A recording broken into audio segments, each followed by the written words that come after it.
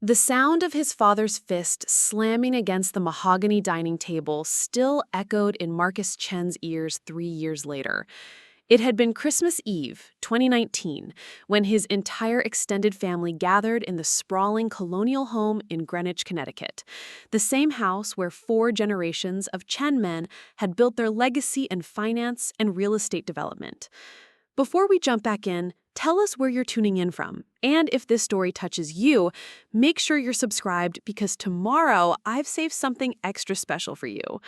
You're throwing away everything we've worked for, his father, Richard Chen, had bellowed, his face flushed with rage and embarrassment. Harvard MBA, a position waiting for you at Chen Holdings, and you want to play soldier? You want to disgrace this family by enlisting like some common grunt? The words had cut deeper than any physical blow. Marcus had stood there, 25 years old, watching as his mother, Elena, turned her face away, unable to even look at him. His younger sister, Sophie, had stared at her plate while his cousins shifted uncomfortably in their seats. The whole family had been there to witness his public humiliation, his official exile from the Chen dynasty. "You're no son of mine," Richard had declared, his voice cold and final. "If you walk out that door to join the military, don't ever come back. The Chen name means something in this city, and I won't have you dragging it through the mud." Marcus had walked out that night, his duffel bag packed with the few belongings he could carry. He'd driven his beat-up Honda Civic through the empty streets of Greenwich, past the manicured lawns and iron gates that had once represented home.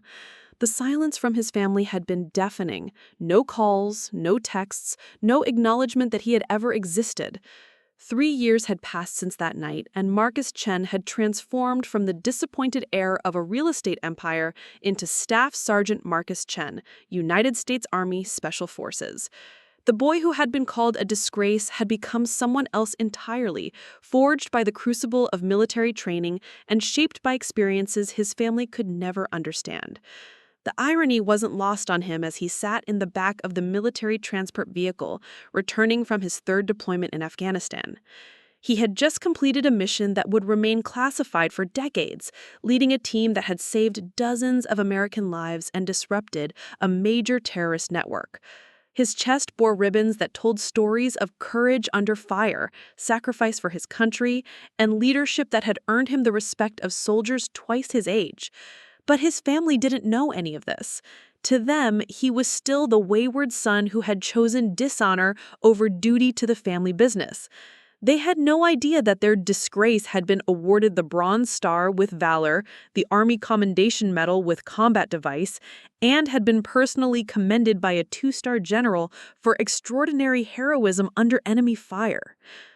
The transport pulled into Fort Bragg just as the North Carolina sun was setting, painting the sky in shades of orange and purple. Marcus gathered his gear, said goodbye to his team member Answell, and headed to his apartment off base. It was a modest place, nothing like the luxury he had grown up with, but it was his. Every item in it had been earned through his own sweat and sacrifice, not inherited or gifted by family money. He was unpacking his deployment bag when his phone rang. The caller ID showed a number he didn't recognize, but the area code was 203, Connecticut. His heart skipped a beat, but he forced himself to remain calm as he answered. "Marcus Chen?" "Marcus? Oh my God, is this really you?" The voice was familiar but strained, older than he remembered. It was his aunt, Patricia, his mother's sister, someone who had always been kind to him growing up, but had remained silent during his exile. "Aunt Pat? How did you get this number?" "I hired a private investigator," she said, her words tumbling out quickly. "Marcus, I need to tell you something important. Your parents, they're in trouble. Serious legal trouble." Marcus felt his stomach drop. Despite everything that had happened between them, they were still his family. "What kind of trouble?" Patricia's voice shook as she explained. "The FBI raided Chen Holdings last month. They're being charged with money laundering, tax evasion, bribery of city officials. Your father and mother were both arrested. The trial starts next week. And Marcus? They're looking at decades in prison." The room seemed to spin around Marcus as he processed this information. The family empire his father had been so proud of.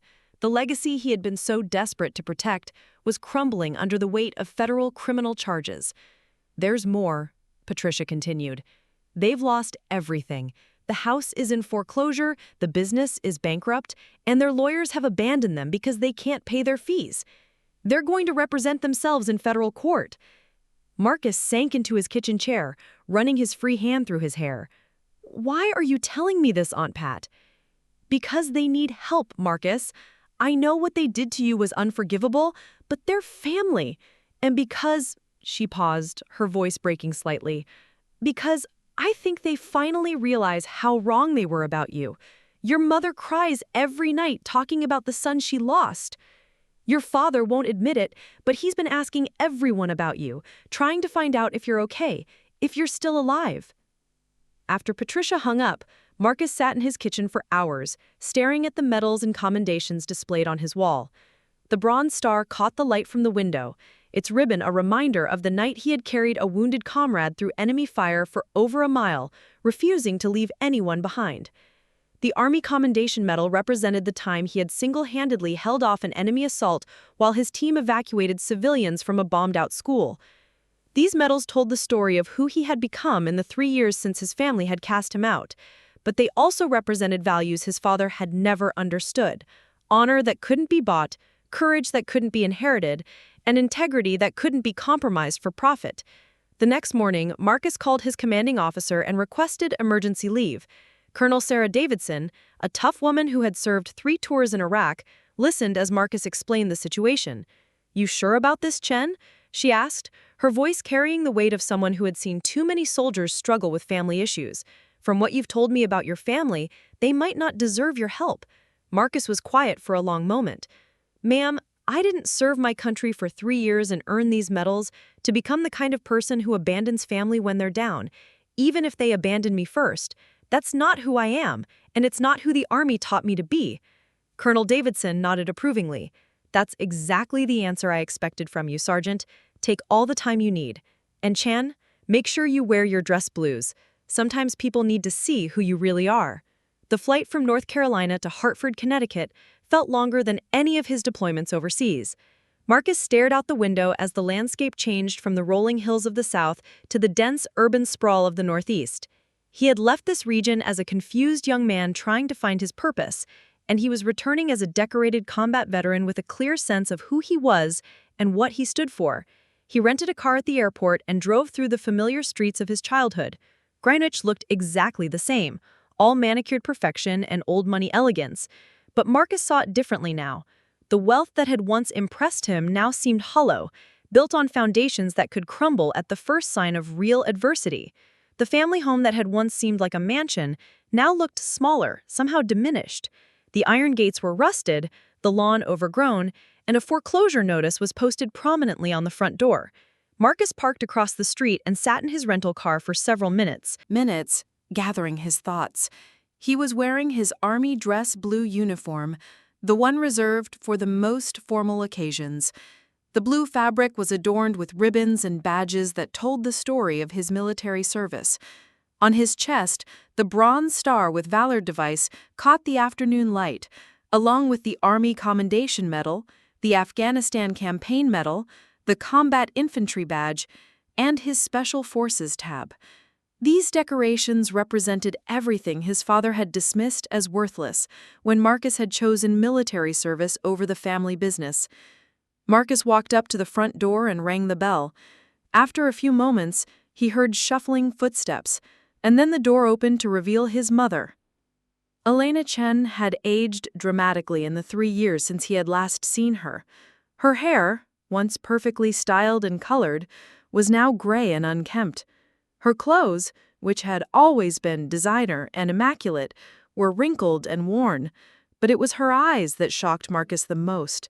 They were hollow, defeated, carrying the weight of someone who had lost everything. For a moment, Elena just stared at him, as if she couldn't quite believe what she was seeing. Then her gaze took in his uniform, the medals, the transformation of her son from disappointed heir to decorated soldier, and her knees seemed to buckle. "Marcus?" she whispered, her voice barely audible. "Is it really you?" Hello, Mom, Marcus said quietly, his own voice thick with emotion despite his best efforts to remain composed. Elena's eyes filled with tears as she reached out tentatively, as if afraid he might disappear if she touched him. You look so different, so strong, so... She struggled for words. So honorable. From inside the house, Marcus heard his father's voice, still carrying that familiar tone of authority, even in defeat. Elena, who's at the door? If it's another reporter, tell them we have no comment. Elena turned toward the interior of the house, her voice cracking as she called out, Richard, you need to come here, right now. Marcus heard footsteps approaching, and then his father appeared in the doorway. Richard Chen had always been an imposing figure, tall and commanding, with the kind of presence that dominated boardrooms and intimidated competitors. But the man who appeared before Marcus was a shadow of his former self. His face was gaunt, his shoulders stooped, and his expensive suit hung loosely on his diminished frame. Richard's eyes widened as he took in the sight of his son, and Marcus watched as his father's gaze traveled from his face down to the uniform, the ribbons, the badges that proclaimed his military achievements. For the first time in Marcus's memory, his father was speechless. "Dad?" Marcus said simply, his voice steady despite the storm of emotions churning inside him. Richard Chen stared at his son for a long moment, his eyes lingering on the Bronze Star, the Combat Infantry Badge, the Special Forces tab. You're a soldier," he said finally, his voice carrying a note of wonder that Marcus had never heard before. "I'm a staff sergeant in the United States Army Special Forces. I've served 3 combat tours in Afghanistan. I lead a team of 12 soldiers, and I've been awarded the Bronze Star with Valor for actions under enemy fire." The words hung in the air between them, heavy with 3 years of separation and misunderstanding. Richard Chen, who had built an empire through cunning and ruthless business practices, found himself face to face with a son who had built his reputation through courage and selfless service. "Why are you here?" Richard asked, though his voice lacked the hostility it carried 3 years earlier. "Because you're my family," Marcus said simply, "and families don't abandon each other, even when times are dark." Elena began to cry then, not the quiet tears of grief, but the deep, wrenching sobs of someone who had been carrying guilt and regret for years. "We treated you so badly. We called you a disgrace, and look at you. Look at what you have become." Marcus stepped forward and, for the first time in 3 years... Preparing and narrating this story took us a lot of time, so if you are enjoying it, subscribe to our channel. It means a lot to us. Now back to the story. In 3 years, embraced his mother. She felt frail in his arms, diminished by the weight of her family's downfall and the knowledge of how wrong they had been about their son. "I came because Aunt Patricia told me about the trial," Marcus said as he held his mother. "I'm here to help, if you'll let me." Richard's pride, the same pride that had driven him to disown his son, struggled with the reality of their situation. "We can't afford lawyers, Marcus. We're going to have to represent ourselves in federal court. We'll probably spend the rest of our lives in prison." "Maybe," Marcus said, releasing his mother and looking directly at his father. "But that's not a decision you have to make alone anymore. I know someone who might be able to help, but first I need to understand exactly what happened." Over the next several hours, Marcus listened as his parents explained the complicated web of financial crimes that had brought down Chen Holdings. It was a story of greed, corruption, and the kind of moral compromises that Marcus had sworn never to make when he took his oath as a soldier. His father had been bribing city officials for favorable zoning decisions, laundering money through shell companies, and evading taxes on millions of dollars of income. "I thought I was just playing the game everyone else was playing," Richard said, his voice hollow. "I thought I was protecting the family legacy, building something that would last for generations. Instead, I've destroyed everything." Marcus listened without judgment, though internally he was processing the irony of the situation. His father had been so concerned about the family name and reputation, yet his own actions had brought far more shame on the Chen family than Marcus's military service ever could have. "There's something else," Elena said quietly. "The prosecutors want to make an example of us. They're claiming that we're part of a larger pattern of corruption among wealthy families in Greenwich. They want to show that no one is above the law." Marcus nodded, understanding the political dynamics at play. "Have you been offered any plea bargains?" 20 years in federal prison each," Richard said bitterly. 20 years for building a business, for providing jobs, for contributing to the community. "For breaking federal law," Marcus corrected gently, but firmly. "Dad, you did break the law. Multiple laws from what you've told me. The question now is whether there's a way to minimize the damage and take responsibility for what happened." Richard's face flushed with anger, a flash of his old arrogance returning. "Take responsibility? I built Chen Holdings from nothing. I created hundreds of jobs. I donated millions to charity." "And you also bribed government officials and laundered money," Marcus replied, his military training keeping his voice level and controlled. "Those good things don't erase the illegal things, Dad. They can't be used to justify breaking the law." The room fell silent as Richard Chen grappled with his son's words. Here was the young man he had dismissed as naive and idealistic, speaking with the authority of someone who had learned hard lessons about right and wrong in the crucible of combat. "I made mistakes," Richard finally admitted, his voice barely above a whisper. "I got caught up in the game, in the competition, in the need to win at all costs. I forgot what really mattered." Marcus reached into his briefcase and pulled out his phone. "I'm going to call someone who might be able to help. Her name is Lieutenant Colonel Jennifer Walsh. She's a military lawyer, but she also worked as a federal prosecutor before she joined the Army. She owes me a favor." Over the next 2 days, Marcus worked tirelessly to organize his family's defense. Lieutenant Colonel Walsh agreed to take a leave of absence to represent the Chen family, moved by Marcus's story and his willingness to help parents who had disowned him. She was a sharp, experienced attorney who understood both military honor and federal criminal law. "Your son has told me about your situation," she explained to Richard and Elena during their first meeting. "The evidence against you is substantial, but there may be room for negotiation. The key is going to be demonstrating genuine remorse, full cooperation with the investigation, and evidence of rehabilitation." Richard bristled at the word rehabilitation, but a sharp look from Marcus kept him quiet. "The prosecutors are looking for accountability," Walsh continued. "They want to see that you understand the gravity of what you've done and that you're willing to make amends. Complete financial disclosure, cooperation in recovering hidden assets, and genuine community service could make a significant difference in sentencing." Over the following week, Marcus watched as his parents grappled with the reality of their situation. His mother threw herself into the process of making amends, contacting charities to volunteer, reaching out to people who had been hurt by their actions, and working to liquidate assets to pay restitution. His father struggled more with accepting responsibility, his pride and ego making it difficult to acknowledge the full extent of his wrongdoing. The night before the trial was scheduled to begin, Marcus sat with his parents in the kitchen of their nearly empty house. Most of their furniture had been sold to pay legal fees and begin making restitution, and the once grand home now felt hollow and echoing. "I keep thinking about that night 3 years ago," Elena said quietly, her hands wrapped around a cup of tea. "The things we said to you, the way we treated you, we were so wrong, Marcus, about everything." Marcus looked at his parents, seeing them clearly for perhaps the first time in his life. They weren't the powerful, successful figures he had grown up admiring and fearing. They were just people who had made serious mistakes and were now facing the consequences. But they were also his parents, and despite everything that had happened between them, he still loved them. "I forgave you both a long time ago," Marcus said.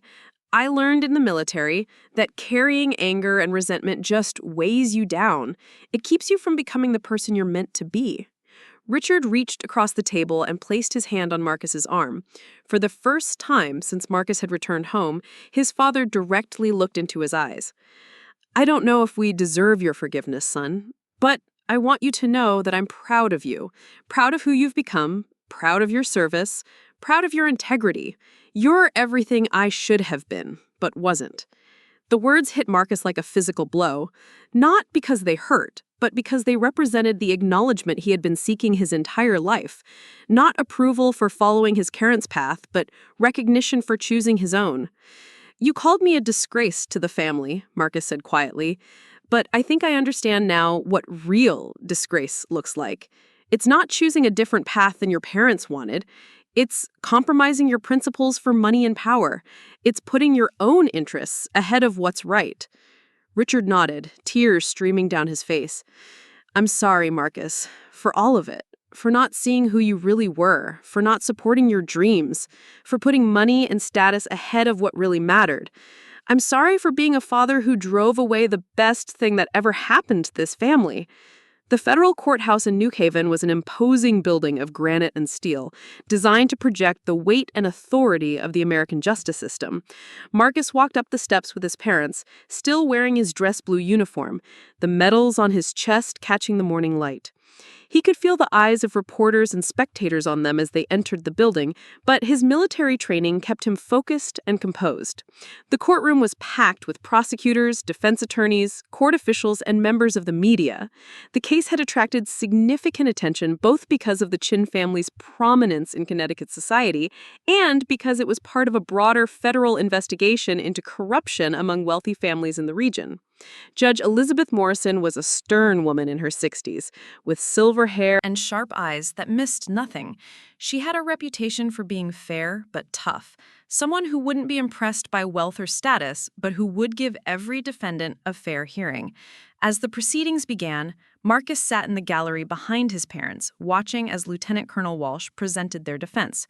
She had worked tirelessly to negotiate with the prosecutors, and her strategy was built around themes of accountability, remorse, and rehabilitation. The prosecution presented their case methodically, outlining years of financial crimes, showing bank records, playing recorded conversations, and painting a picture of a family that had systematically broken federal law for personal gain. The evidence was damning, and Marcus could see the impact it was having on the judge and jury. When it came time for the defense, Lieutenant Colonel Walsh called several character witnesses, including business partners who testified about the Chen family's legitimate contributions to the community, employees who spoke about their fairness as employers, and charity officials who described their philanthropic work. Then, Walsh did something unexpected. She called Marcus to the witness stand. Marcus rose from his seat in the gallery and walked to the front of the courtroom, his medals and ribbons clearly visible to everyone present. The bailiff swore him in, and he took his seat, looking directly at Judge Morrison. "Please state your name and occupation for the record," Walsh began. "Staff Sergeant Marcus Chen, United States Army Special Forces," Marcus replied, his voice clear and strong.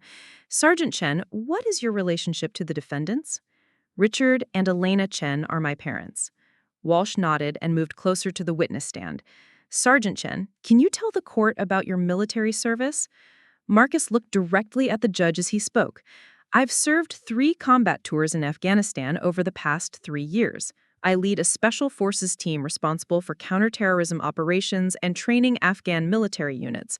I've been awarded the Bronze Star with Valor, the Army Commendation Medal with Combat Device, the Afghanistan Campaign Medal, and the Combat Infantry Badge." A murmur rippled through the courtroom as people processed this information. Here was the son of the defendants, a decorated war hero, testifying in their federal criminal trial. "Can you tell the court about your relationship with your parents?" Walsh continued. Marcus took a breath, organizing his thoughts.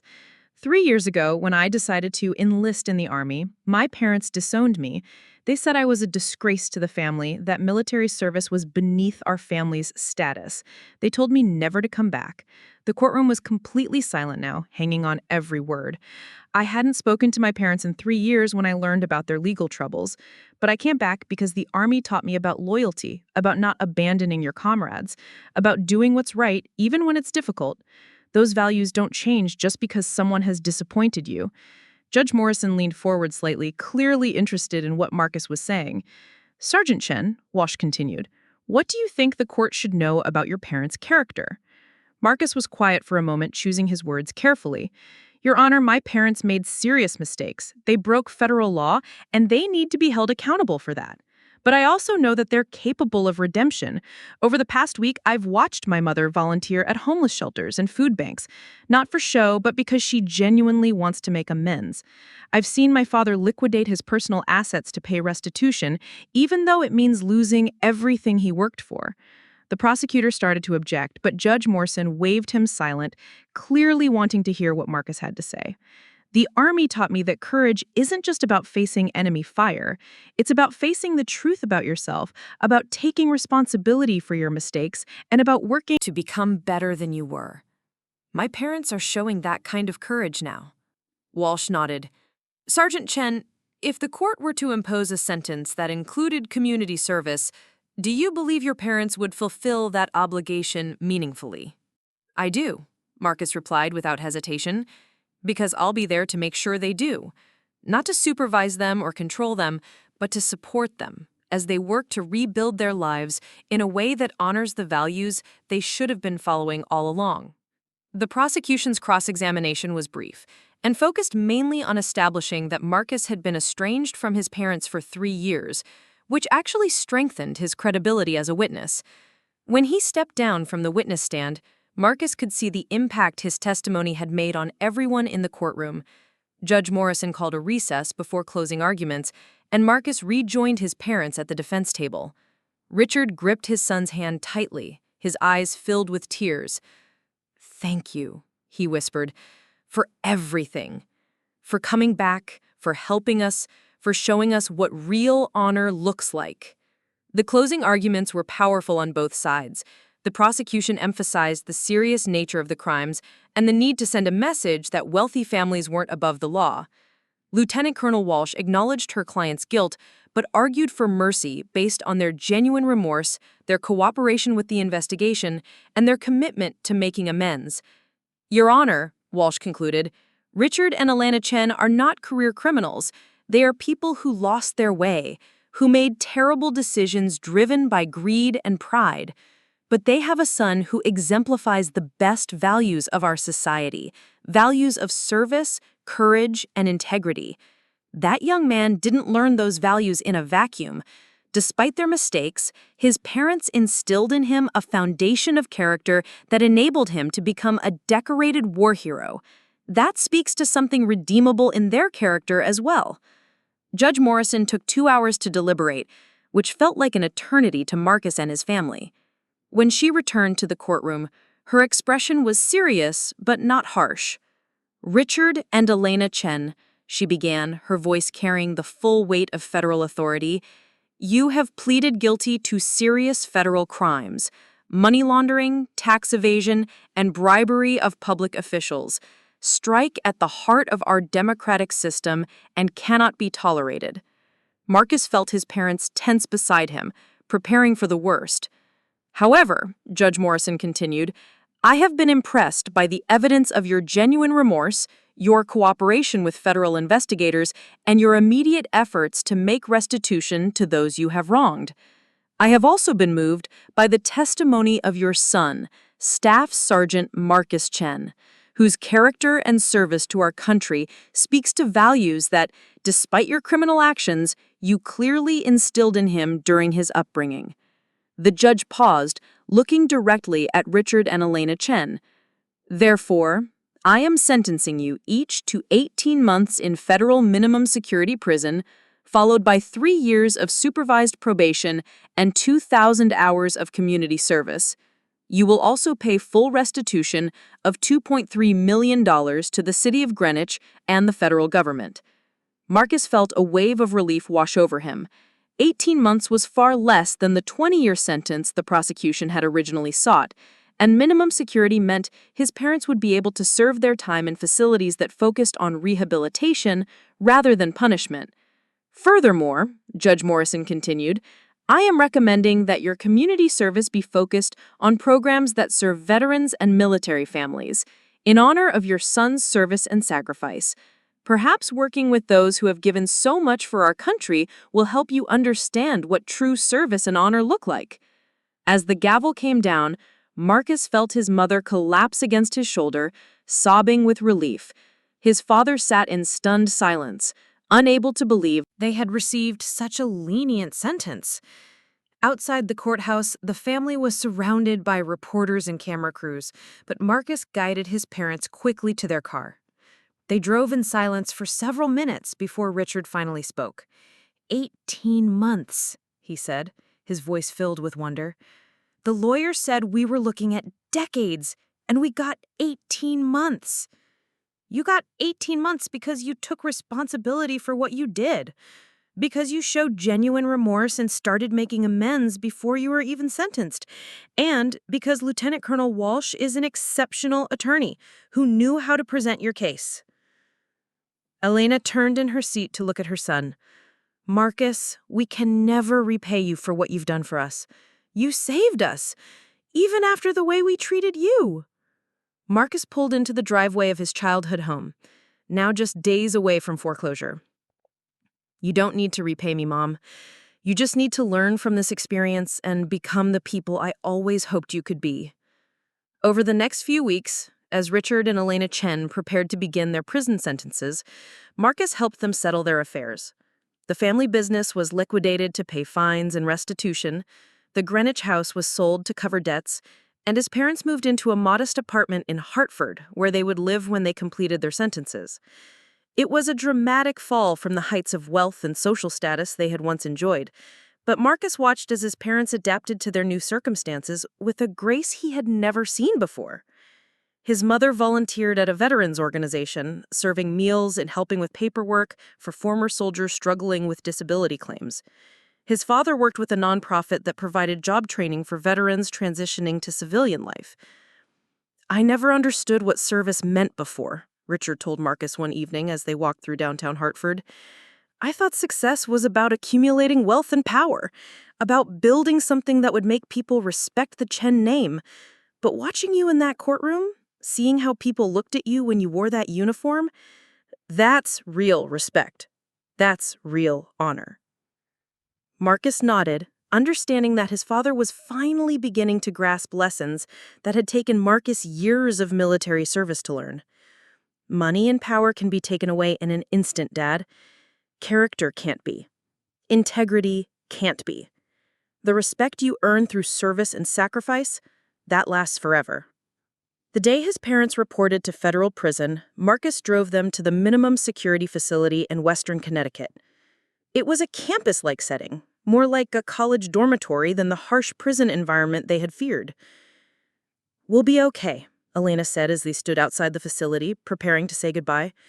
Thanks to you, we'll be okay. And when we get out, Richard added, we're going to spend the rest of our lives trying to be worthy of having you as a son. Marcus embraced both of his parents, feeling a sense of closure that had been missing from his life for 3 years. Just focus on doing your time honorably and completing your community service. Focus on becoming the people you want to be, not the people you used to be. As Marcus drove back toward Hartford, he thought about the journey that had brought his family to this point. 3 years earlier, he had been a young man searching for purpose, rejected by his family for choosing military service over financial success. Now, he was a decorated combat veteran who had saved his family from complete destruction, not through wealth or connections, but through the values the Army had taught him: loyalty, duty, respect, selfless service, honor, integrity, and personal courage. His phone rang as he reached the outskirts of Hartford. It was Colonel Davidson calling from Fort Bragg. Chen, how did things go with your family? Better than expected, ma'am. My parents received 18 months minimum security, and they're committed to making things right. I'm proud of you, Sergeant. You handled a difficult situation with exactly the kind of integrity and loyalty we expect from Special Forces soldiers. When are you planning to return to duty? Marcus looked out at the Connecticut landscape, thinking about his team waiting for him back at Fort Bragg, about the missions ahead, about the life he had built through his own choices and sacrifices. I'll be back next week, Colonel, ready to get back to work. Outstanding! And Chen, what you did for your family, standing by them even after they rejected you, that shows the kind of character we want leading our soldiers. There's a promotion board coming up, and I think you're ready for more responsibility. After hanging up, Marcus continued driving through the familiar streets of his childhood, but everything looked different now. The wealth and privilege that had once intimidated him seemed hollow and fragile. The real strength, the real security, came from knowing who you were and what you stood for, regardless of what others thought or how much money you had in the bank. He thought about his grandfather's generation, immigrants who had built the Chen family fortune through hard work and sacrifice, and how that legacy had become corrupted by greed and the pursuit of status. But maybe it wasn't too late to reclaim the family honor, to rebuild it on a foundation of service and integrity rather than wealth and power. 6 months later, Marcus received a letter from his mother while he was deployed on another mission in Afghanistan. Elena wrote about her experience in prison, about the friends she had made among women from all walks of life, about the perspective she had gained on what really mattered in life. "I used to be ashamed of having a son in the military," she wrote. "Now I tell everyone about Staff Sergeant Marcus Chen, about his Bronze Star, about his courage and character. You are what the Chen name should represent, and when your father and I get out of prison, we're going to spend the rest of our lives trying to live up to the example you've set." Richard's letter arrived a week later, written in his careful businessman's handwriting, but carrying a humility that Marcus had never seen before. "Son, I know I can never undo the words I spoke 3 years ago, calling you of disgrace to the family, but I understand now that the real disgrace was my own actions, my own choices, my own failure to understand what honor and service really mean. You saved us not just from prison, but from ourselves. You showed us what the Chen name could stand for if we had the courage to live up to your example." Marcus kept both letters in his gear bag, reading them whenever he needed a reminder of how far his family had come and how much farther they still had to go. When he returned from deployment, Marcus was promoted to Sergeant First Class and given command of his own Special Forces team. The promotion ceremony was held at Fort Bragg, with Colonel Davidson pinning the new stripes on his uniform while his unit stood at attention. "Sergeant First Class Chen," the colonel announced, "has demonstrated exceptional leadership, courage under fire, and the kind of character we want leading our nation's finest soldiers. His actions, both in combat and in his personal life, exemplify the values of the United States Army and the Special Forces community." As the ceremony concluded and Marcus shook hands with his fellow soldiers, he felt his phone vibrate with a text message. It was from his parents, who had been released from prison the previous month and were living quietly in Hartford, working to complete their community service requirements. "We watched the ceremony online," the message read. "We are so proud of Sergeant First Class Marcus Chen and so grateful to have you as our son. The Chen name has never meant more than it does today, because of who you are and what you represent." Marcus smiled as he read the message, thinking about the long journey that had brought his family from disgrace to redemption. It hadn't been easy, and there were still challenges ahead as his parents worked to rebuild their lives and their relationship with their community. But they had learned the most important lesson of all, that true honor couldn't be inherited or bought. It had to be earned through service, sacrifice, and unwavering commitment to doing what was right. The Chen family legacy would continue, but it would be built on a new foundation, one that honored the values Marcus had learned in the military and that his parents were finally beginning to understand. Sometimes the greatest gift you can give your family isn't success or wealth or status. Sometimes it's showing them what real character looks like, even when they're not ready to see it, even when it costs you everything you thought you wanted. Marcus Chen.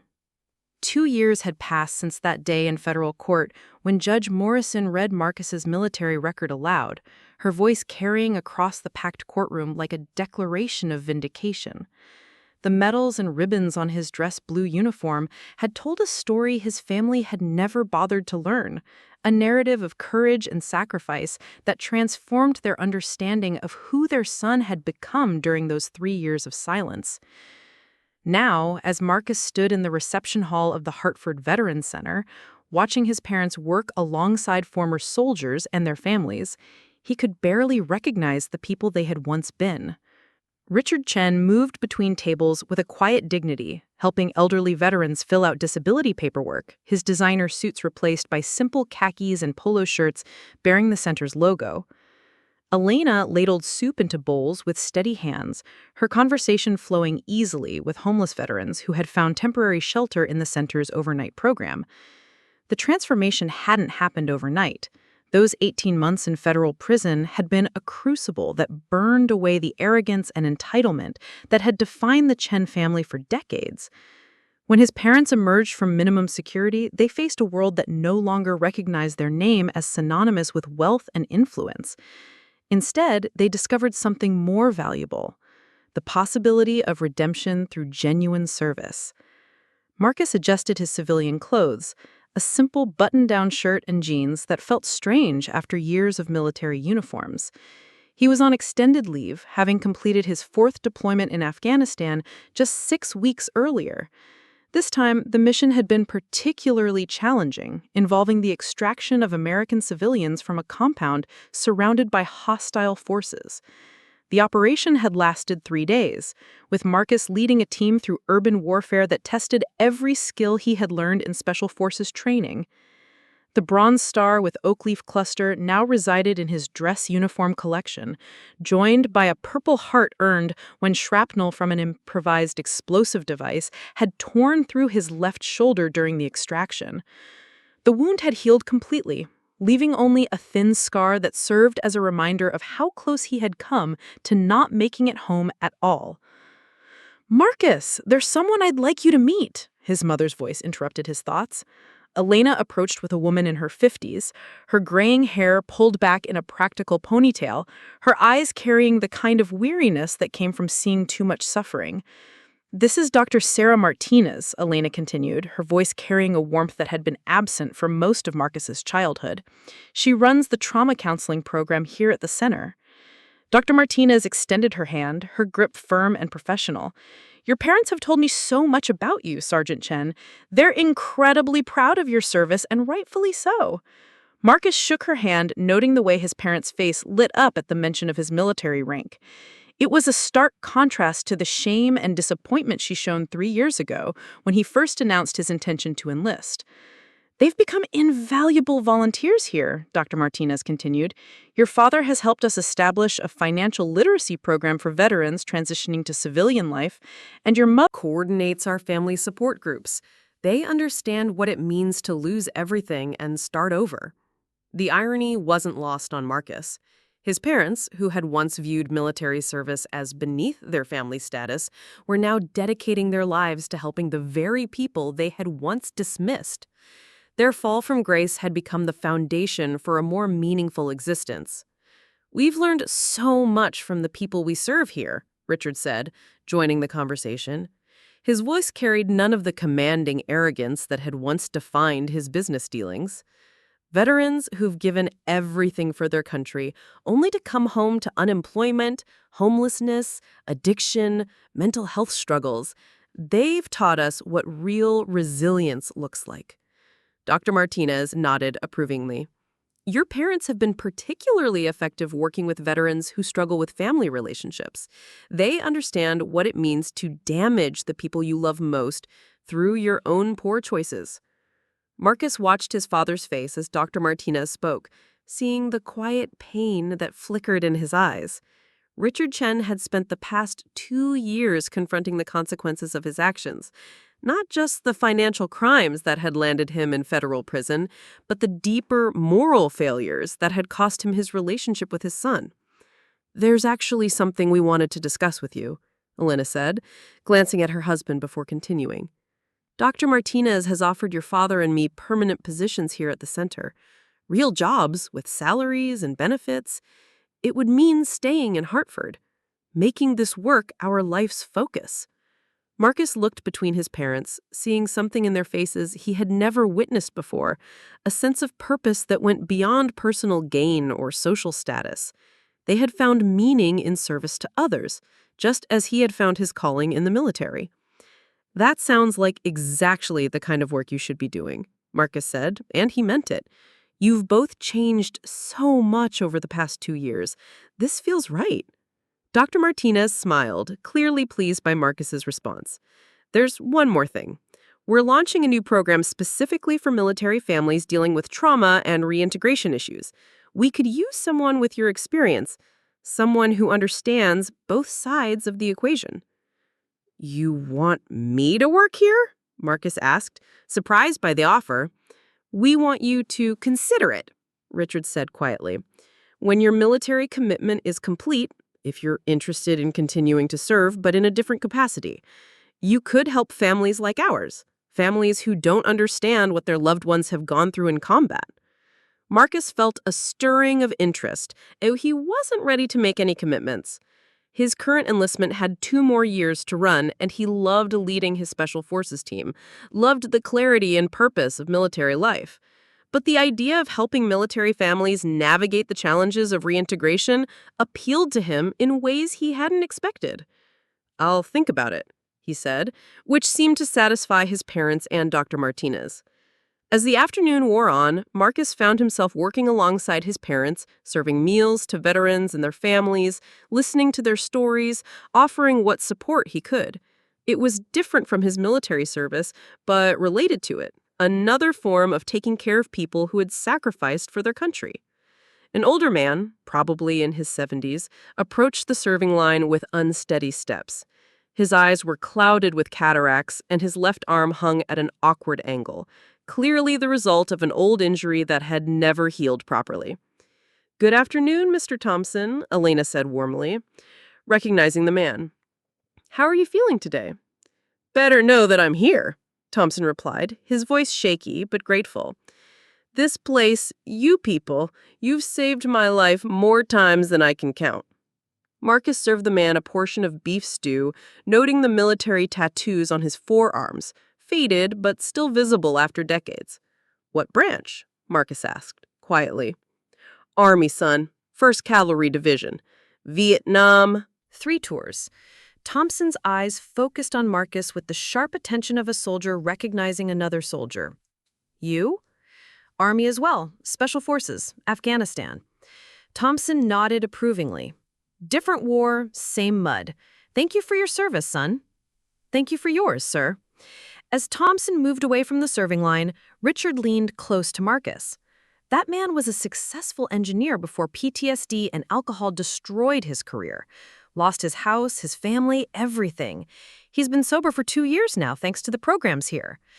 Marcus watched Thompson find a seat at a table with other veterans, saw the easy camaraderie that existed between them, the unspoken understanding that came from shared sacrifice. It was the same bond he felt with his own team, the connection that transcended rank and background and personal history. "Every person who comes through those doors has a story," Elena added. "Most of them have been failed by the systems that were supposed to help them. Family, government, society. They end up here because we're often their last hope." The weight of that responsibility settled on Marcus as he continued serving meals.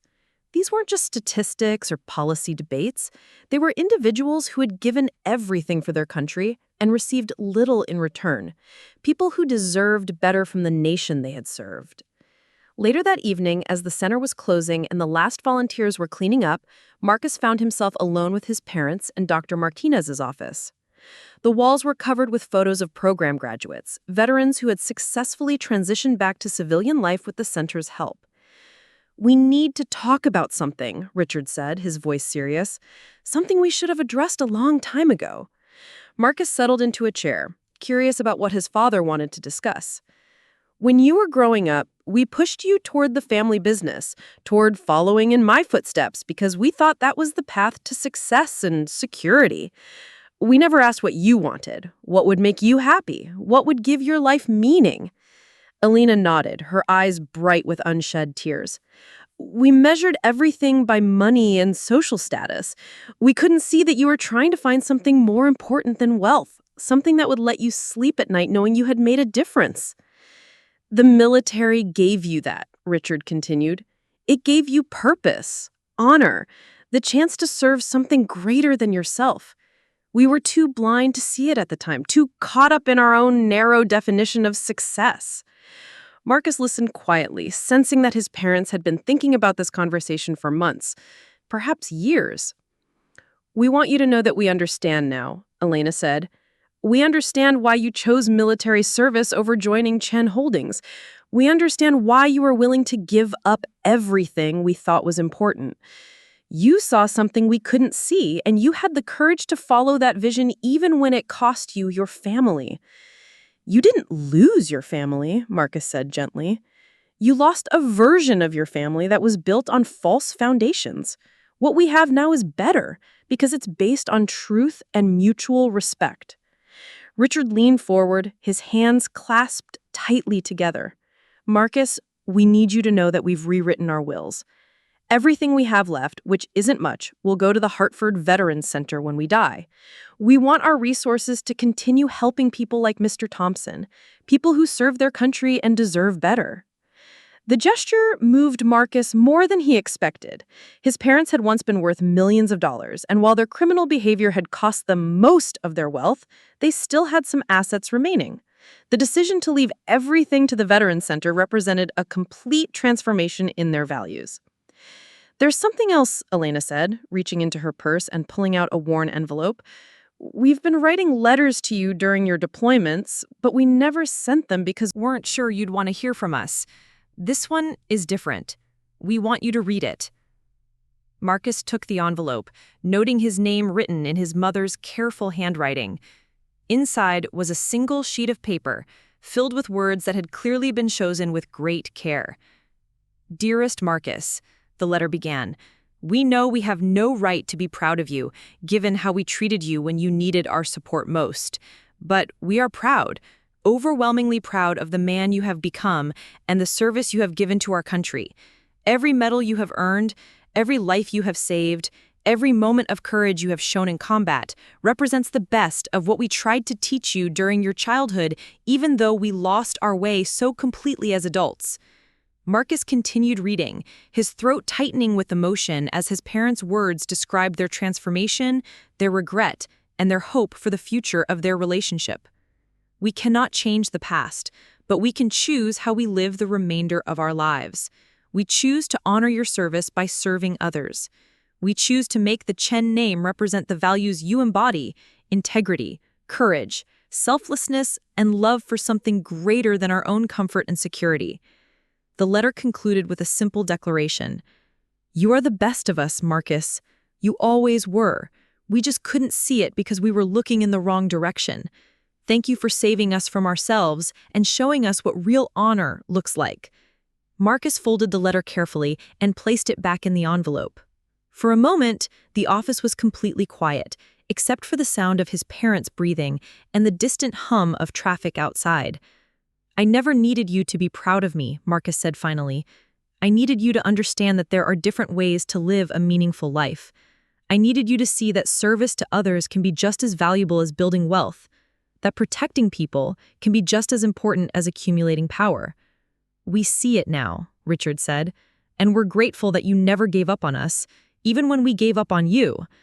Elena reached across the space between them and took Marcus's hand. "When Judge Morrison read your military record in that courtroom 2 years ago, it was the first time I truly understood what you had accomplished. The Bronze Star, the combat deployments, the lives you had saved. I realized that my son had become a hero while I was too stubborn and proud to notice. I'm not a hero, Mom. I'm just a soldier who did his job."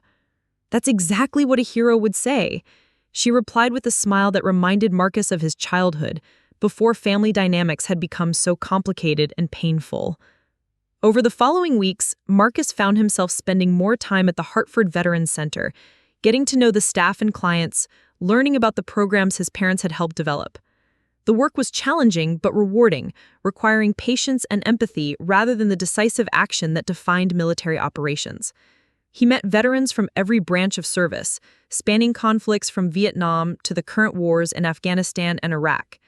Their stories were varied but shared common themes: the difficulty of transitioning from military to civilian life, the challenge of maintaining family relationships during and after deployment, the struggle to find purpose and meaning in a society that often failed to understand their sacrifice.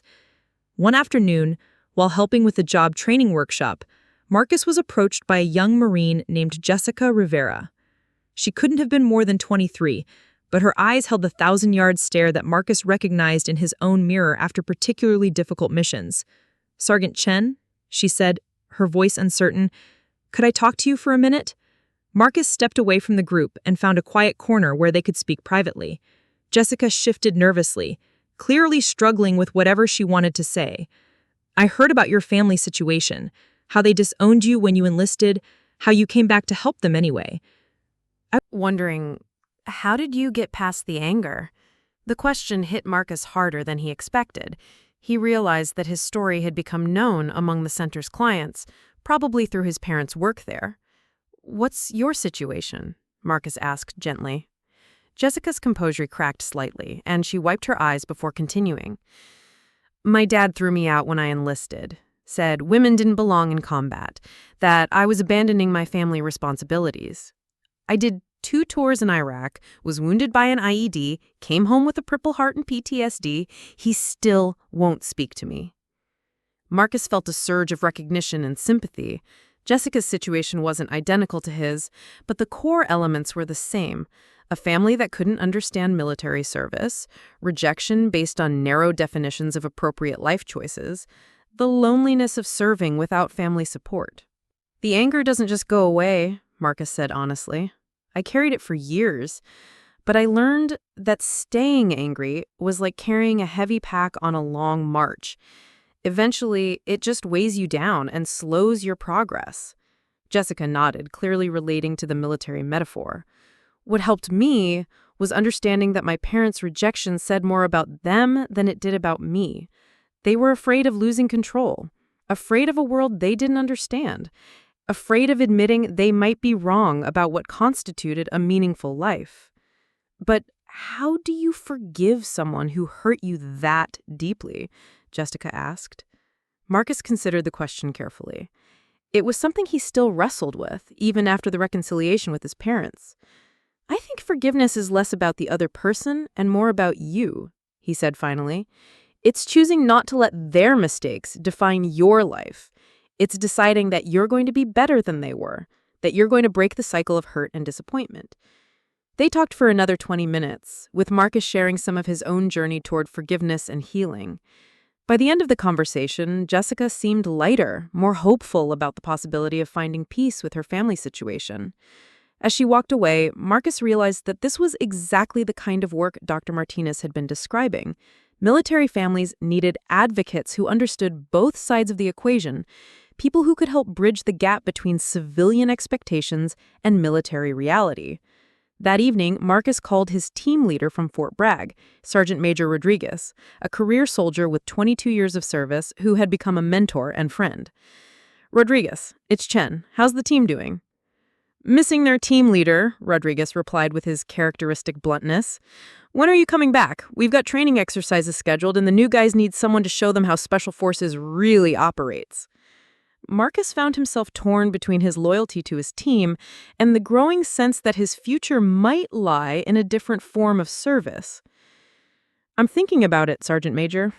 There's something happening here that feels important, feels like it might be where I'm needed most." Rodriguez was quiet for a moment. Marcus could almost hear him thinking through the implications of what he was saying. "Chen, you're one of the best team leaders I've ever worked with. You've got the potential to be a sergeant major someday, maybe even commission as an officer. Don't throw that away unless you're absolutely certain about what you're walking toward." "I understand, Sergeant Major.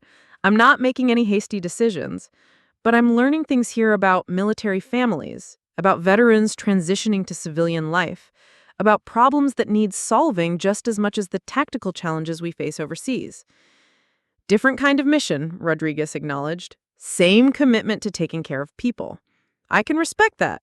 Just make sure you're moving towards something, not running away from something."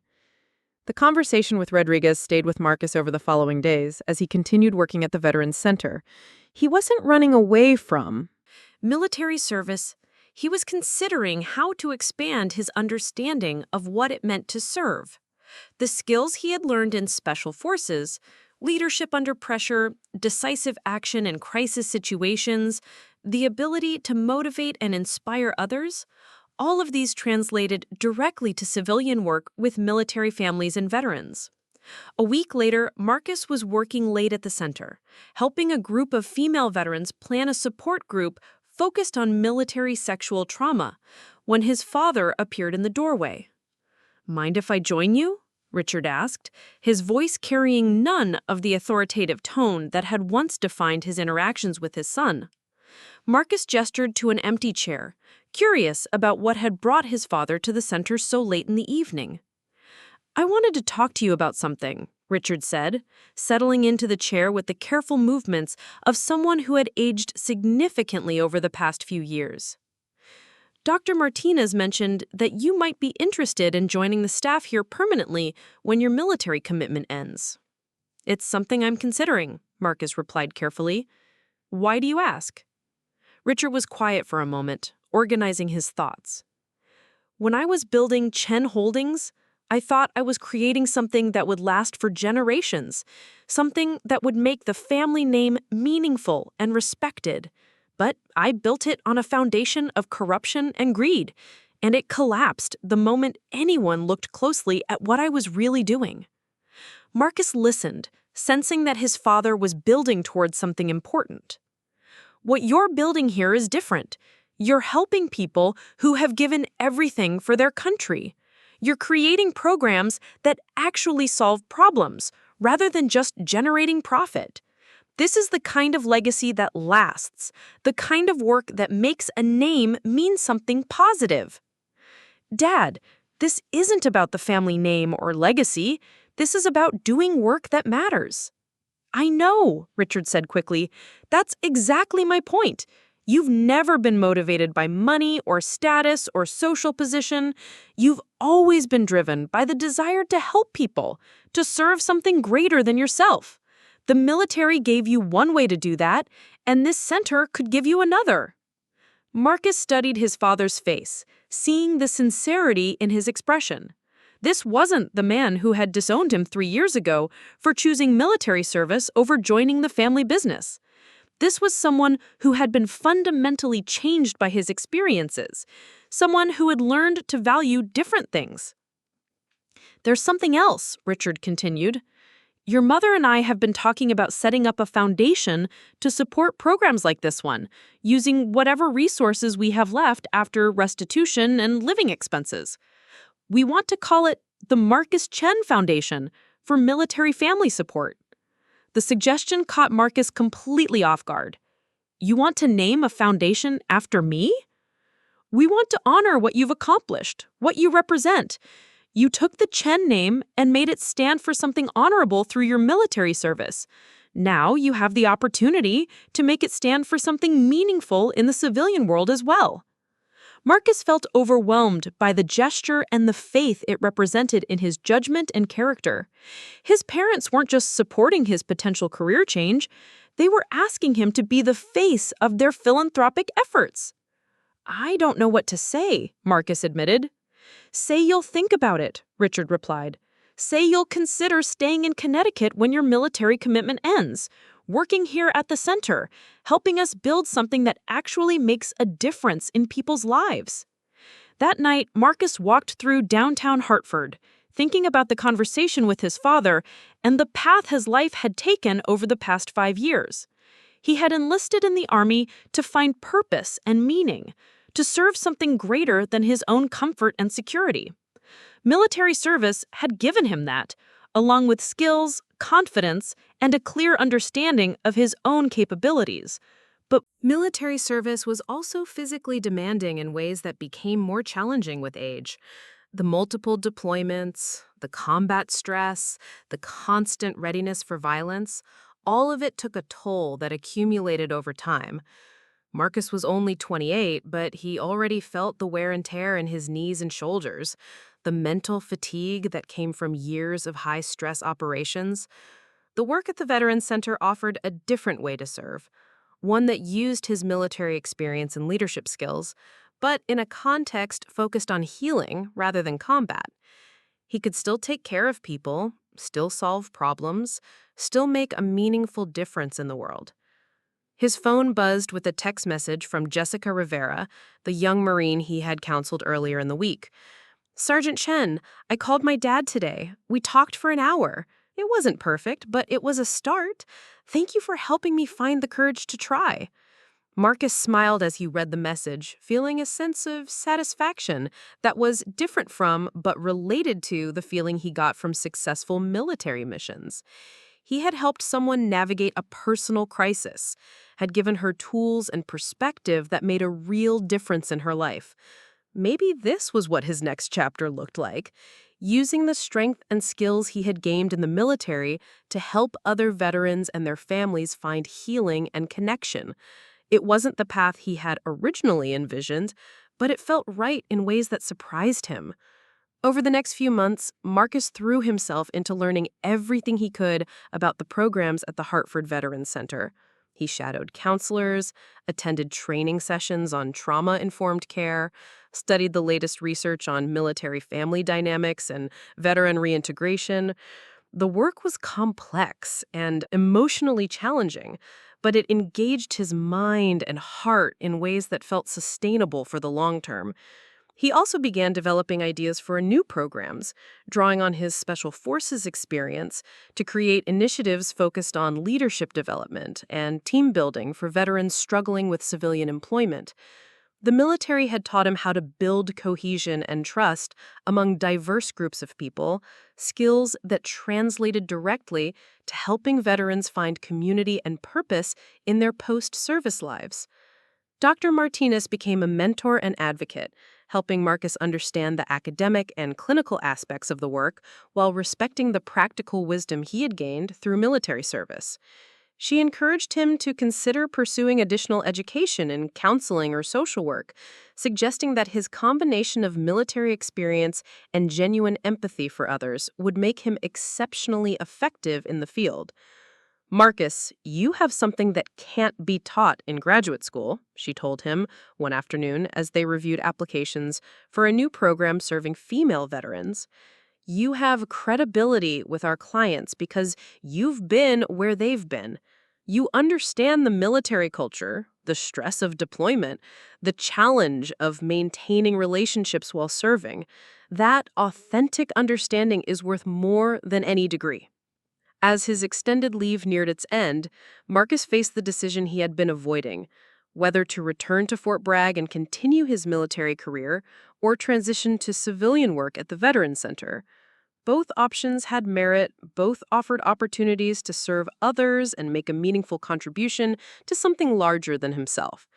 The decision became clear when he received a call from Jessica Rivera, who had been working with the center's job placement program while attending community college on her GI Bill benefits. "Sergeant Chen, I wanted to let you know that I got accepted to the social work program at the University of Connecticut. I'm going to specialize in military family counseling. I want to do what you're doing, help other veterans and their families find their way through the difficulties of military life." Marcus felt a surge of pride and satisfaction that was different from anything he had experienced in the military. He had played a role inspiring someone to dedicate her life to helping others, had helped her transform her own pain into a tool for healing. "That's outstanding, Jessica. You're going to be excellent at that work." "I wouldn't be doing it if it wasn't for you," she replied. "You showed me that it was possible to find meaning and purpose after military service, that there were ways to keep serving even after you take off the uniform." After hanging up, Marcus realized that his decision had been made. He was ready to begin the next phase of his service, ready to take off the uniform that had defined him for 5 years and put on the responsibilities of civilian service to veterans and their families. He called Sergeant Major Rodriguez that evening, knowing the conversation would be difficult but necessary. "Rodriguez, it's Chen. I need to talk to you about my future." "I was wondering when this call was coming," Rodriguez replied. "You've made your decision about staying in Connecticut." "Yes, Sergeant Major. I'm not re-enlisting. I'm going to work full-time at the Hartford Veterans Center, helping military families and veterans transitioning to civilian life." Rodriguez was quiet for a moment. Marcus could hear the disappointment in the silence, but also understanding. "Chen, You've been one of the best team leaders I've ever worked with. The Army is going to miss you, and your team is going to miss you. But I understand why you're making this choice. Different mission, same commitment to taking care of people. Thank you, Sergeant Major. That means everything to me. Just promise me something, Rodriguez continued. Don't forget where you came from. Don't forget the skills you learned here, the values you developed, the brothers you served with. Take all of that with you into your civilian work and use it to make a difference. I promise, Sergeant Major. Those experiences, those relationships, they're part of who I am now.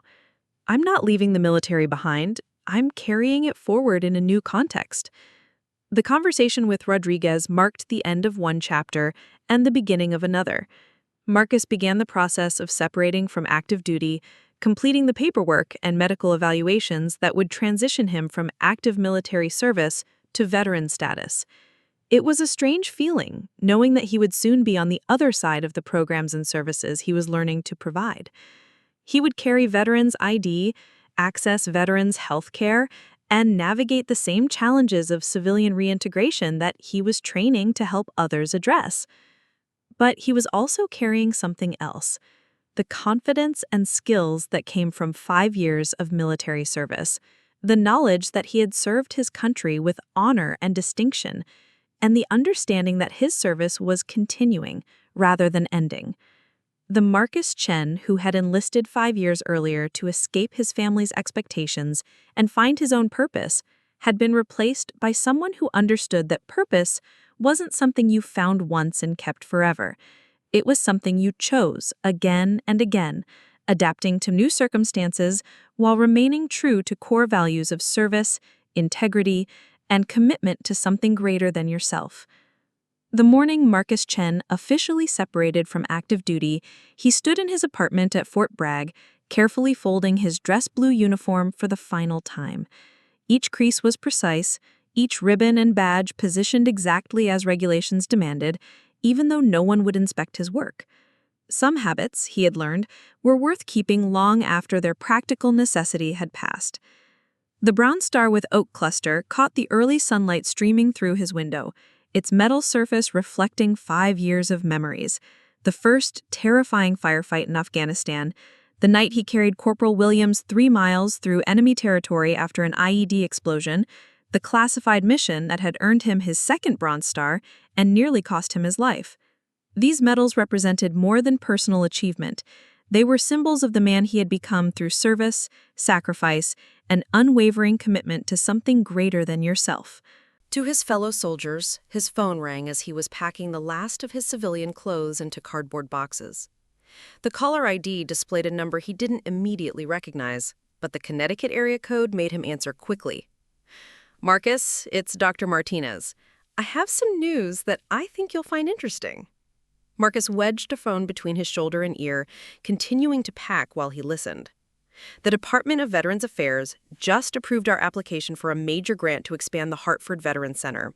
We're going to be able to triple our counseling services and establish satellite locations in 3 other Connecticut cities. But here's the really exciting part. They want us to create a specialized program for combat veterans dealing with family reintegration issues. And they specifically requested that a former Special Forces soldier lead the initiative." Marcus stopped packing, giving Dr. Martinez his full attention. "They specifically requested someone with Special Forces experience?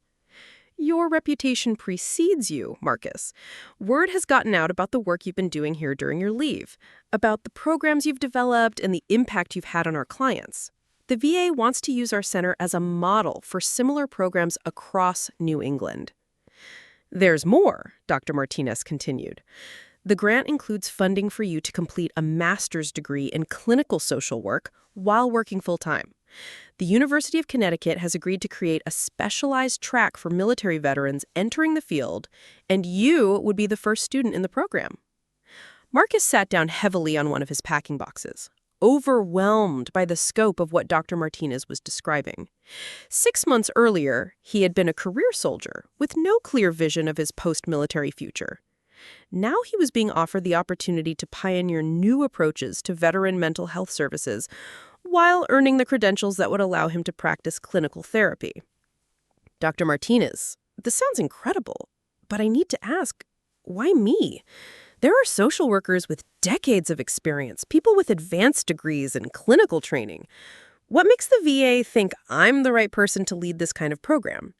Because you understand both sides of the equation, she replied without hesitation. You know what it's like to serve in combat, to carry the responsibility for other people's lives, to come home and try to readjust to a civilian world that doesn't understand what you've experienced. But you also understand what it's like to have family relationships damaged by military service, to feel rejected and misunderstood by the people who should support you most.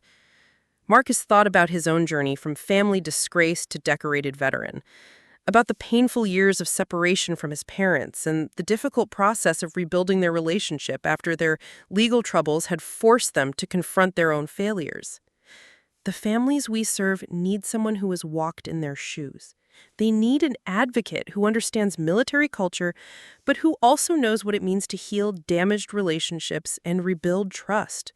That's not something you can learn in graduate school, Marcus. That's something you earn through living it. After ending the call with Dr. Martinez, Marcus sat in his nearly empty apartment, contemplating the decision before him.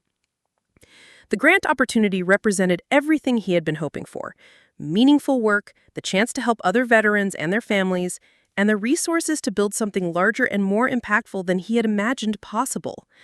But it also meant committing fully to his post-military identity, accepting that his days as an active duty soldier were definitively over. The Army had been his home for 5 years, the source of his identity and purpose, the place Had discovered his own capabilities and character. Leaving it behind felt like closing a book before the story was finished. He called his parents that evening, reaching them at the small apartment in Hartford where they had rebuilt their lives after losing everything to federal prosecution and bankruptcy. "Marcus, how did the separation process go?" his mother asked, her voice carrying the warmth and interest that had replaced the distant formality of his childhood. "It went smoothly, Mom. All the paperwork is complete and I'm officially a civilian again as of midnight tonight." "How do you feel?" Richard asked, taking the phone from his wife. "It must be strange after 5 years of military life." Marcus considered the question carefully. "It feels like the end of one mission and the beginning of another. Different objectives, different tactics, but the same commitment to taking care of people." He told his parents about the VA grant and the opportunity to lead the expanded program at the Hartford Veterans Center. As he spoke, he could hear their excitement building, their pride in his accomplishments evident in every response. "Marcus, this is extraordinary," Elena said when he finished explaining the details. "You're going to be helping thousands of families, creating programs that could be implemented across the entire country. The impact you could have? It's what you were meant to do," Richard added. "The military taught you how to lead and how to serve, but this work will let you use those skills to heal people instead of fighting enemies. It's a natural evolution of everything you've accomplished." The conversation with his parents confirmed what Marcus already knew in his heart. The Hartford Veterans Center represented the next phase of his service, a way to continue taking care of people while addressing problems that went beyond what military force could solve. 3 weeks later, Marcus stood in the main conference room with the Hartford Veterans Center, addressing a group that included VA officials, university administrators, local politicians, and staff members from veterans organizations across Connecticut. The formal announcement of the expanded program was being made, and Marcus was being introduced as its new director. Marcus Chen brings a unique combination of military experience and personal understanding to this position, Dr. Martinez said, as she introduced him to the assembled group. As a decorated Special Forces veteran with multiple combat deployments, he understands the challenges our service members face overseas and during reintegration. As someone who has personally navigated complex family relationships around military service, he brings authentic empathy to the work of helping military families heal and reconnect. Marcus approached the podium wearing a simple business suit, his military ribbons replaced by a small American flag pin on his lapel. The transformation from soldier to civilian social worker was complete, but the values and skills he had developed in the Army remained at the core of who he was. 5 years ago, I enlisted in the Army to serve my country and find my own purpose, Marcus began, his voice carrying the confidence that came from years of briefing senior military officers. I never imagined that my service would eventually lead me back to Connecticut to work with veterans and military families facing some of the same challenges I experienced myself. He looked out at the audience, seeing VA officials taking notes, staff members nodding in recognition of shared experiences, and his parents sitting in the front row with expressions of profound pride. Military service changes everyone who experiences it, usually in ways that are positive and meaningful. But it also creates stresses and challenges that can be difficult for families to understand and navigate. Deployment cycles, combat stress, the cultural differences between military and civilian life, all of these factors can strain even the strongest family relationships. He paused, thinking about his own journey from family rejection to reconciliation, about the pain of being called a disgrace, and the slow process of rebuilding trust and understanding. The program we're launching today is designed to address those challenges systematically and comprehensively. We'll provide counseling services for individual veterans and their family members, group therapy sessions that bring together people facing similar challenges, and educational workshops that help families understand military culture and the reintegration process. A VA official in the front row raised her hand. Mr. Chen, what makes this program different from existing veterans services? What gap are you trying to fill? Marcus had anticipated the question and had a clear answer ready. Most existing programs focus either on the veteran or on the family, but not on the relationship between them. We're taking a systems approach that recognizes that healing has to happen in the context of relationships. A veteran dealing with combat PTSD needs individual treatment, but if his family doesn't understand what he's going through, if they can't communicate effectively about his experiences, then individual therapy can only go so far. He clicked to the next slide in his presentation, which showed a diagram illustrating the interconnected nature of veteran and family mental health. Similarly, a military spouse dealing with the stress of multiple deployments needs support and counseling. But if the veteran doesn't understand how his service has affected his partner and children, if they can't work together to address those impacts, then individual counseling for the spouse isn't enough either. An older man in the audience, wearing a Vietnam veteran's baseball cap, raised his hand. Son, this sounds good in theory, but how do you get military families to actually participate in this kind of program? Most of us were taught to handle problems ourselves, not to air our dirty laundry in front of strangers. Marcus smiled, recognizing the cultural challenge the man was describing. That's exactly why this program is being led by someone with military experience. I understand the resistance to seeking help, the concern about appearing weak or inadequate. But I also understand that asking for help when you need it is actually a sign of strength, not weakness. He stepped out from behind the podium, speaking more directly to the veteran who had asked the question. Sir, if you were in combat and one of your buddies was wounded, would you try to treat him yourself, or would you get him to a medic as quickly as possible? Get him to a medic, of course. That's because you understood that getting professional help wasn't about weakness. It was about giving your buddy the best possible chance of survival and recovery. Family relationships work the same way. When they're wounded by the stress of military service, getting professional help isn't about admitting failure. It's about giving your family the best possible chance to heal and grow stronger. The room was quiet as people absorbed Marcus's analogy. He could see recognition in the faces of veterans and family members, understanding that seeking help was consistent with military values rather than contrary to them. After the formal presentation ended, Marcus found himself surrounded by people wanting to learn more about the program, share their own stories, or express support for the work he was undertaking. The response was overwhelming and humbling, a reminder of how many families were struggling with issues related to military service. An elderly woman approached him as the crowd began to thin. She was small and fragile-looking, but her eyes were sharp and determined. Mr. Chen, my name is Dorothy Patterson. My grandson served 3 tours in Iraq with the Marines. He came home 2 years ago, and our family has been falling apart ever since. He won't talk about what happened over there. His wife is threatening to leave him, and their 2 children are having behavioral problems at school. Marcus listened intently as Dorothy described her family situation, recognizing patterns he had seen repeatedly during his work at the Veteran Center.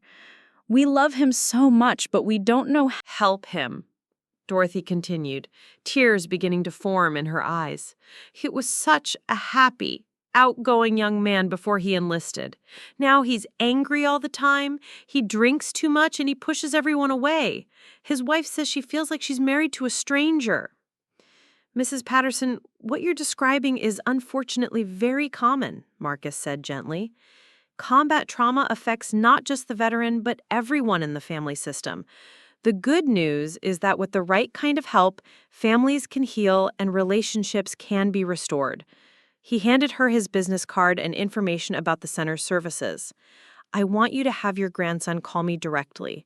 Not to pressure him into anything, but just to talk to someone who understands what he's going through. Sometimes it's easier to open up to another veteran than to family members, at least initially.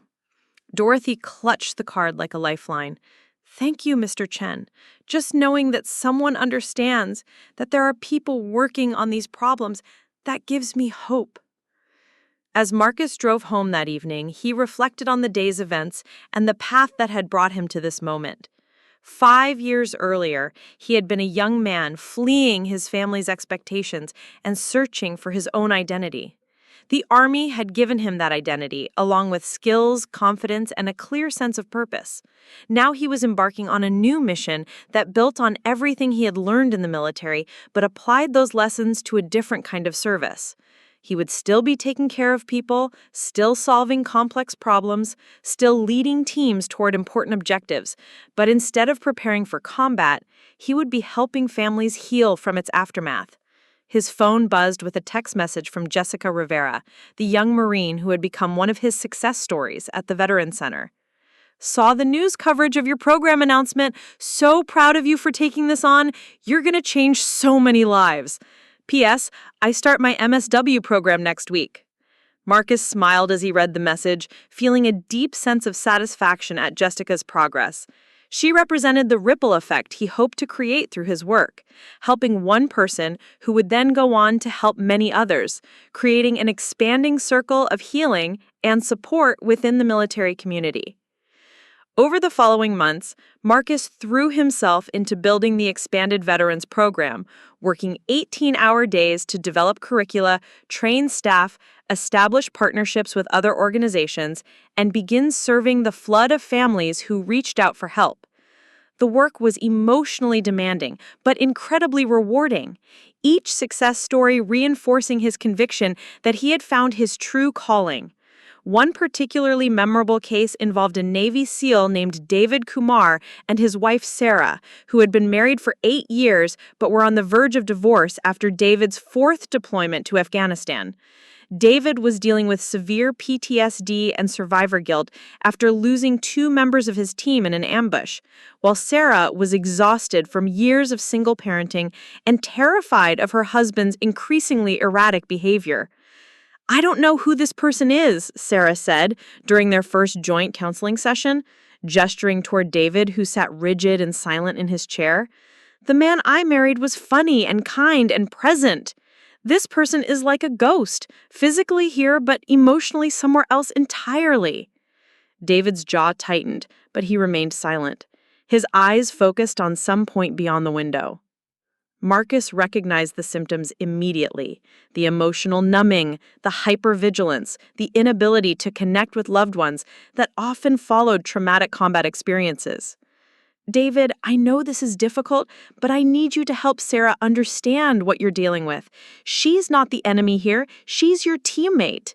Up next, you've got 2 more standout stories right on your screen.